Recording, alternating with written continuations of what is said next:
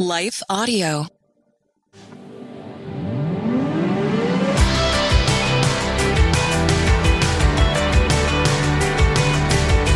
You're listening to Therapy and Theology, and I'm your host, Carly Mercoulier. This podcast is a space where we explore popular topics and questions related to the convergence of faith, feelings, spiritual formation, and more. My prayer is that through these conversations, we will grow in our awareness of who we are as beloved children of God, learn to acknowledge our needs and emotions with curiosity and compassion, and rediscover the purpose and power of our unique stories through the lens of the gospel.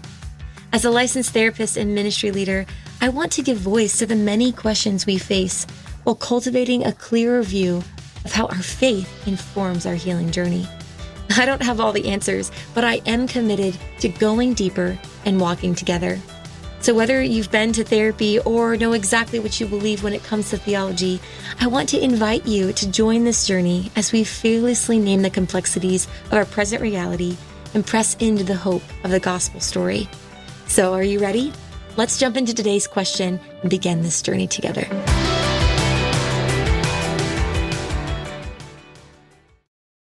Miracles are everywhere. Let our adventure begin! Discover PureFlix, your premium streaming service where faith and family values come home. Ready to have some fun? The most exclusive selection of quality, wholesome movies and series that will uplift your spirit. A man can argue whether God exists, but when he looks at his daughters, he knows. With new arrivals every week. Unbelievable. Save big and enjoy the possibilities, like invitations to exclusive theatrical screenings. I see it, so I believe it. Find out more by joining today at pureflix.com. Dramatic pause. A dramatic pause says something without saying anything at all. Dramatic pause is a go-to for podcasters, presidents, and radio voiceovers. It makes you look really smart, even if you're not. Feet deserve a go-to like that. Like Hey Dude shoes. Light, comfy, good to go to. Hello, and welcome back to Therapy and Theology. Today, I have the honor of having another interview, and I'm so excited to be interviewing Mark McMinn. After a long academic career conducting research and teaching doctoral students in health service psychology, Mark now spends his time writing and providing psychotherapy a few hours each week and growing fruit in rural Oregon. His most recent books are The Power of Slow Forthcoming, A Time for Wisdom, and Embodying Integration, a fresh look at Christianity in the therapy room.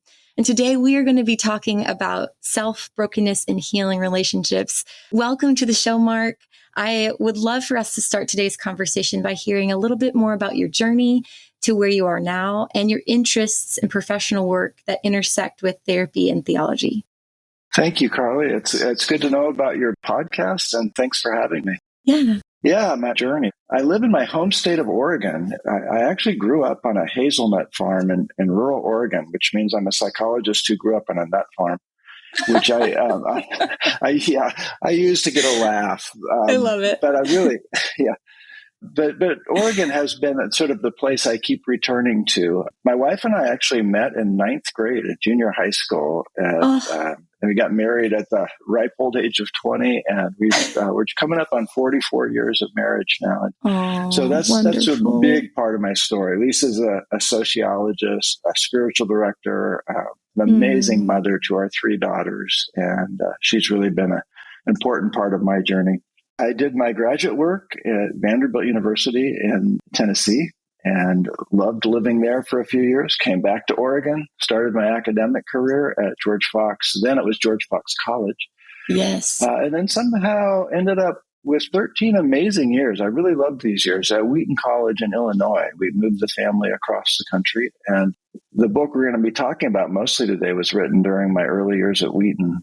And then Oregon kept calling. So I at some point, we packed up the U-Haul again and moved back to Oregon after 13 years in the Midwest. Wow. And I finished my academic career at George Fox. It was then George Fox University. And 2 years ago, I've retired. Okay. And what I found is I have just so loved, I retired fairly early as far as these things go. And I've just so loved writing and doing some therapy work. It's really been remarkable. I've done those things through my whole career, but when I have the extra space that the academic life didn't afford me to sort of spend more time thinking about clinical work and thinking about writing, I find them just incredibly life-giving. You asked in your question, I'm rambling here, you asked in your question about therapy and theology. So let me say, I think there are kind of three enduring interests in my life. One of them is a term we use in academia called integration, and I suspect we'll end up talking about that some today. Mm-hmm. That's been an enduring interest for my whole life. The other is the church. There's a story there I probably won't have time to talk about today, but at some point in mid-career, I decided that my passion was really finding ways that psychology and the church can work together. So that's been an enduring interest. And the final one I'll say is grace. I've written several books that have been motivated by this topic of grace. And it seems to me that that's really at the core of Christian theology, and it's at the core of therapy. It's what we do every day when we sit with people. So that's probably been my most pervasive interest in life, is the topic of grace and how it shows up in our relationships, in our faith, and the lives we live every day. Yeah, I love that intersection between the counseling room and God's heart for us, right? Is that grace component. So for me, I was first introduced to your work in grad school a few years ago. And I read the book, Psychology, Theology, and Spirituality in Christian Counseling. And it has been such a guide to me, both personally and professionally, a resource in my clinical work with just integrating my passion and concepts of faith, feeling, and spiritual formation that I talk a lot about here on the podcast. And so I'd love for you to share a little bit more about the definition and importance of these connections for the Christian client. Specifically, what is integration and why could it be and is it important to our spiritual health? Yeah, so there's that word, integration. I think it's a really important word. That book you mentioned, I sometimes call it the book that won't die. And I'm not complaining. I really am glad that it's still helping people. But I wrote it initially in 1996, a long time ago. I had a chance to update it in 2011, but it's been around a long time. Yeah. So what is integration? I think we're pretty good in contemporary life at parsing things out and specializing in things. So like if you have a medical problem, you go to the medical doctor. And if you have an emotional problem, you go to the counselor. And if you have a spiritual problem, you go to your pastor. Mm. But the whole idea of integration is that these things can't be so neatly divided. It's not like medical problems have nothing to do with emotional health, nor is it that spiritual health has nothing to do with psychological health. These things are part and parcel of the human person. They're part of what it means to be a whole person. So that's what integration is, especially in regard to two of those areas that I just mentioned, faith and emotional health. Those things go together. Mm-hmm. Can we be spiritually healthy and a mess psychologically? Like I imagine, you're a therapist, imagine a client in a major depression, suicidal ideation, can't sleep or eat, saying to you, but at least I'm doing great with my faith. Mm-hmm. It's probably not going to happen, right? Mm-hmm. Those things are so interrelated that faith and emotional health have to be considered, or at least I think ought to be considered side by side. That's integration. Yes. Some people have called it desegregation. I was trying to search for the word there, but I actually kind of like that. If you look back historically, faith and emotional health were always considered as part of the same conversation. And then about 100 years ago, we started dividing them into separate categories. And now we're saying, let's see if we can talk about them together again. Yeah. Well, just one other thing. I think one of the sort of litmus tests for integration is what I call mutual transformation. And that's the idea that if I'm taking my faith seriously, it's going to impact my views of emotional and mental health. Oh, I love that. And it goes the other way, too. If I'm doing my psychology well, it's going to impact my views about faith. It goes both directions. It's mutual transformation. And if it's not doing that, it's not really integration. Yeah. And I see this so much with my clients as well. And even my own process when it comes to my own emotional work and therapy and theology is that when I'm, the importance of this for all of us is like you said, can we be spiritually mature and emotionally mature? There's a connection there. And I think that we see that both in our own lives and then in the lives of those around us. And so in your book, you map out or introduce this interactive model for psychological and spiritual health that I love. And it includes 3 foundational components. And I would love for you to share a little bit more about these elements and then how they interact with each other specifically. Yeah. So again, I wrote this book a long time ago, and I appreciate kind of giving me a little heads up on this question, because it's possible that I spent some time last night sitting out on the porch rereading this portion of the book so that I could remember what I actually said. And I liked it okay. Yeah. Thanks for liking it too. Right. Okay. Well, it's kind of like a triangle, and you think about 3 corners of a triangle. That this all becomes important in terms of how we think about health and our own struggles for health. And the 3 are a view of self. I use the word in the book, accurate view of self, and I took a little heat from it from some colleagues because they rightly say none of us really have an accurate view of ourselves. But the idea is the closer we can get to it, the more accurate we can view ourselves, the better we're going to be, the healthier we're going to be. The second corner of the triangle is a sort of accurate view of, there's different words for this, but my need, my brokenness, the fact that I can't manage everything on my own perfectly in life, that there's limits to who I am. I told you I had this lifelong interest in grace, but I also have a lifelong interest in sin, because I'm not sure you can talk about grace without talking about sin. And I don't think you can talk about sin without talking about grace. So that's that second corner, sort of the brokenness that we bring into the world, that we're not everything we want to be.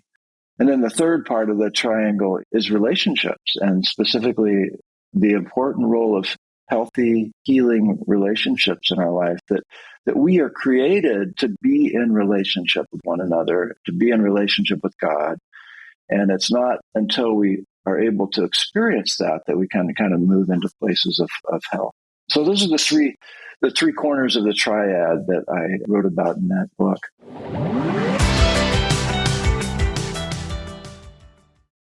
Hi, friend. Are you stressed? Maybe even worried about so many needs around you that you've forgotten you are worth taking care of too? Well, I'm Bonnie Gray, the host of Breathe, the Stress Less podcast. I want to invite you to join me as I share practical tips based on science, inspired by God's Word, to help you spark joy and restore God's peace and love to your soul. Subscribe now and go to lifeaudio.com. As women of Christ, we may be on the same path, but our journeys are rarely the same. Join me, Catherine Calabeo, as I interview inspiring and encouraging women who share their stories of faith on the Sparkle Speak podcast. Hear from real women who share real stories about things like beating cancer, moving across the country, working in ministry, and becoming mothers.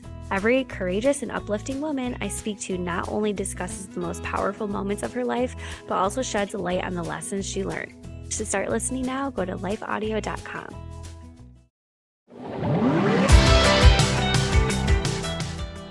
Yeah, I love this model because it allows anyone, I think, to reflect on how they're viewing themselves and their needs and their relational connectedness with both God and others.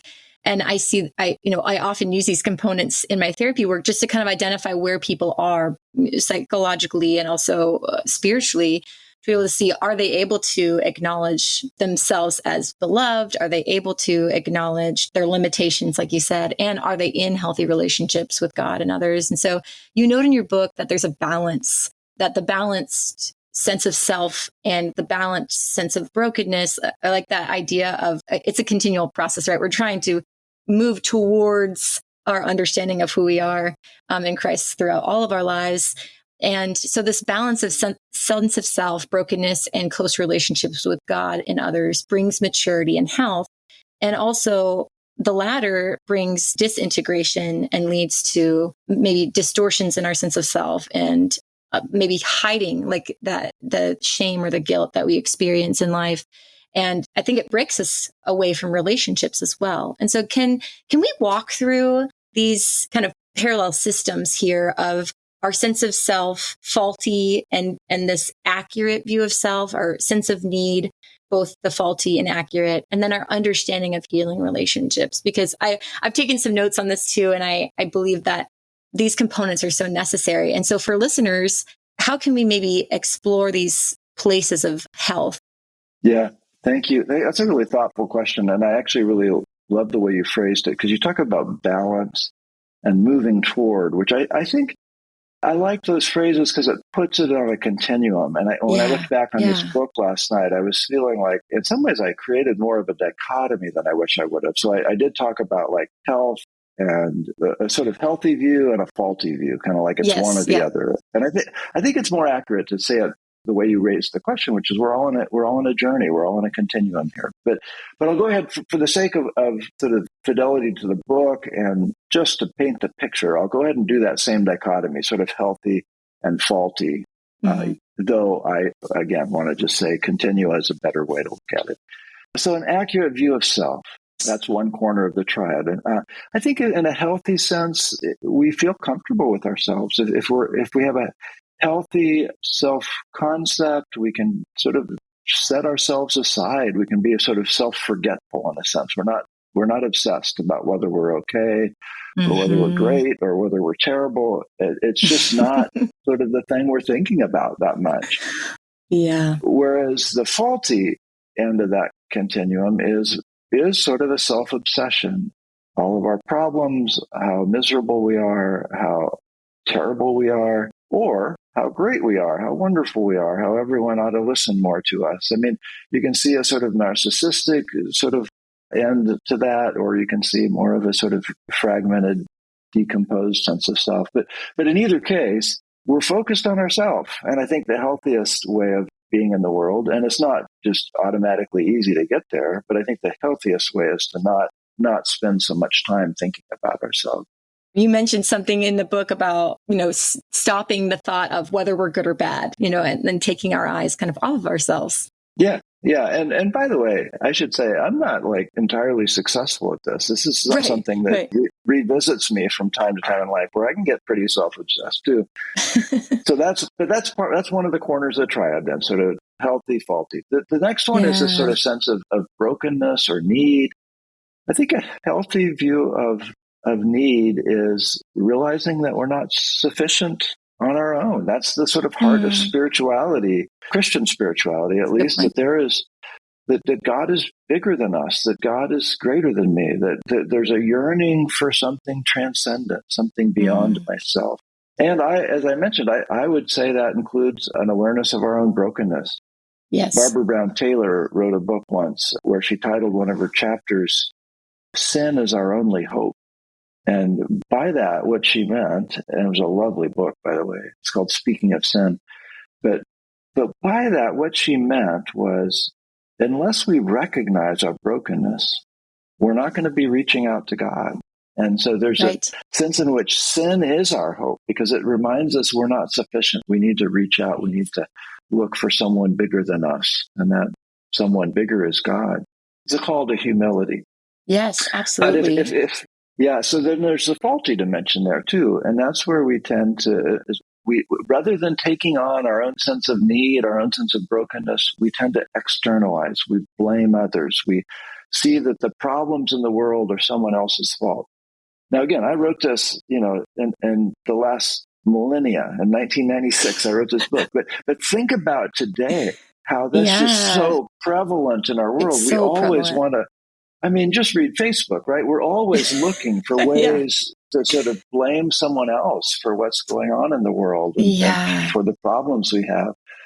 I don't think that's a healthy view of need, of our brokenness. I think that's actually quite damaging and destructive. To be in this place of health, we need to recognize I'm part of the problem. I'm part of the problem. That's so good. Years ago, Donald Miller wrote this lovely book called Blue Like Jazz, and he had this illustration that he wanted to go to a protest sometime with a sign that says, "I am the problem." Because, the protests we have, we're always focusing outward to someone else. But that's true, right? We are the problem. We're all part of the problem. And so recognizing that. And then the third corner of that triad about the healing relationships, I think the healthy part is recognizing our need for relationships and seeing the healing, the deeply healing role of relationships in life. We can't go this on our own. We need people. I don't know if you find this as a therapist, but I do, that so often the work we do is not like deep pathology kind of work. We just are working with people who need someone to talk to, who need to be connected, because that's what humans are. We're people who need to be in connection and relationship with people. And then this can go wrong too. There's a sort of faulty way that we approach relationships. And that's when in therapy, for example, we don't structure the relationship well, and we get sloppy with our boundaries, or we allow clients to become too dependent on us. And before we know it, like the person is so reliant on us that they can't develop other relationships in their life. So there's faulty dimensions here too. Or I think this whole notion of splitting that therapists talk about, where we can divide the world into good and bad. And if we're not careful in our relationships, we can kind of fall prey to that. So it's so great to be like the good therapist, the good, the best. You're the best person I've ever talked to. You're wonderful. You're amazing. But in accepting that kind of compliment, sometimes we're actually encouraging a worldview that says everyone's either really good or really bad. And we've split the world, and we actually make it harder for people to relate outside of the therapy office then. So that's a mouthful, but that's kind of the healing and faulty dimensions for each of the corners of the triad. Yeah. And I love all of these, but tacking off what you just said about healing relationships, I think I see this, or we see this in our individual lives. Outside the counseling, I see this in my clients' lives, of this challenge of being fearful of connection and healing relationships, but then also being enmeshed in those relationships. And I think that balance, like you talk about, is so important, of being able to see the beautiful aspect of healing relationships, but then also to not be so consumed in relationship that we don't know who we are outside of those relationships. And I think that's a really important aspect of this. Yeah, that's well said. And I think, for whoever among your listeners who are therapists or counselors, we all recognize how much of our training goes around this, right? It's not just, we don't just go to school and learn about sort of the relaxation methods. I mean, those are good too, but what we spend so much time learning is what the sort of the healthiest kind of relationship that we can craft in the therapy office is going to look like, and what it looks like when it kind of goes the direction we don't want it to go, and how that can be harmful to people. So this is so important in terms of how we do the therapy relationship and the people we work with. Yeah. And so in that same vein, what recommendations, or maybe even some practical steps when we're looking at sense of self, sense of need, and understanding healing relationships, what steps would you offer those who are desiring to grow in this continuum towards health, whether that be seeing themselves in a certain way or recognizing their needs and stepping into relationships that are healthy? So I mentioned at the beginning how much I have come to love the therapy process. And I mean that as a therapist, but I also mean that as someone who has had therapy recently again. Periodically through my life, I've gotten into therapy. I just find that to be, and I'm not like saying you have to be in therapy to be healthy. I'm not saying that. But I just found that I find that to be so meaningful in terms of putting relationship back at the heart of it all. Because that's what I think that's our theology too, right? Not that I'm not saying therapy is our theology. I'm saying relationship is our theology, that God ultimately wants relationship with us, and we are created for relationship with God. And when relationship goes bad in life is when we feel the most suffering. I had a colleague once challenging me to say, can you think of any time as a therapist, can you think of any time where within the first 5 minutes, a relationship doesn't come up as part of the conversation? Right. And I couldn't. No. I mean, it's always there. It's always at the heart of the things we struggle with. Yeah. And I think it's always going to be at the heart of our healing is relationship. Yes. And I mentioned grace, this sort of lifelong interest I have in grace. I think that's at the heart of everything too. It just is. And the third thing I'll mention in terms of practical steps is conversation. I had this amazing chance a few years ago. I wrote a book with my daughter. My daughter's a psychologist. What I should say, she just finished her doctorate in psychology. I think within a matter of weeks, she's taking her final exam for licensure, and then we can call her a psychologist. But we wrote this book together a couple of years ago called Embodying Integration, a fresh look at Christianity in the counseling realm. I might have the title slightly wrong, but that's the essence of it. And the thing that I found so interesting is it caused me to rethink what we're doing with integration. When I wrote this other book we've been talking about, we used to have like these big charts on the, I want to say whiteboard, but we didn't have whiteboards. We had chalkboards. We had these big charts on the chalkboard sort of showing the relationship between theology and therapy. And that's just not the way we think about it anymore. And Megan Anna Neff, my daughter, has really helped me sort of rethink this. And the way we frame it in this book, Embodying Integration, is conversation. That integration actually shows up as conversation. And I tell students this, and they think I'm talking about like a didactic method, like how we're going to do it in the classroom. But that's not really what I mean. If you think about it, if you look young, Carly, let's say you're going to do therapy for 30 more years, and you do it 50 weeks a year, and you see 25 people a week. That turns out to be 37,500 conversations you're going to have professionally in your lifetime. Some of these are going to be deeply important conversations. A few of them are going to change people's lives forever. Yeah. That's what I mean when I say integration as conversation. That's how it shows up. It shows up in a podcast. It shows up in a therapy office. It shows up in a friendship. It shows up in a conversation with a pastor. This is integration. It's the relational substance of what we do in our world day after day after day. And it's what changes us. It's what changes other people. Yeah. Oh, I love that. And I think it's so important to be able to give voice to how we're feeling and what we're thinking and allow those conversations to take place. And that takes bravery and courage. And I think going back to a healthy sense of self, being able to recognize our imago Dei, you talk about this in the book, of our Christ-likeness and how that empowers us to then step into these conversations that heal us and that encourage us to keep walking with the Lord and others. And I think for many of us, that can be hard work, even just stepping into honest and vulnerable conversations. But it can be beautiful work and such healing work, right? Yeah. So good. Well, Mark, thank you so much for joining me today, for sharing just your wisdom with us. And I am so excited for your upcoming work to be coming out in the next few months. And we'll definitely keep people posted on when those things come up, because I'd love to continue sharing your work. And I just pray blessing and continued enjoyment over this new season, this next season of your life in ministry. So thank you so much for joining me today. Thank you, Carly. Thanks for having me, and thanks for doing the work of this podcast. I know it's going to bless people. I don't mean just this one, but the work that you do, week after week to do this podcast. I know it's a blessing to people. So thank you. Thank you so much.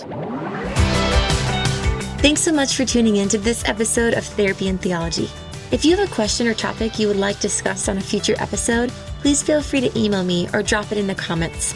Also, don't forget to subscribe to have each week's episode instantly downloaded to your podcasts, and see the show notes for resources mentioned in this episode.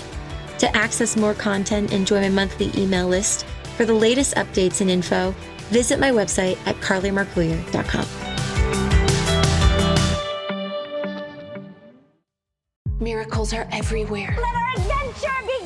Discover PureFlix, your premium streaming service where faith and family values come home. Ready to have some fun? The most exclusive selection of quality, wholesome movies and series that will uplift your spirit. A man can argue whether God exists, but when he looks at his daughters, he knows. With new arrivals every week. Unbelievable. Save big and enjoy the possibilities, like invitations to exclusive theatrical screenings. I see it, so I believe it. Find out more by joining today at pureflix.com. Hi, friend. Are you stressed? Maybe even worried about so many needs around you that you've forgotten you are worth taking care of too? Well, I'm Bonnie Gray, the host of Breathe, the Stress Less podcast. I want to invite you to join me as I share practical tips based on science, inspired by God's Word, to help you spark joy and restore God's peace and love to your soul. Subscribe now and go to lifeaudio.com.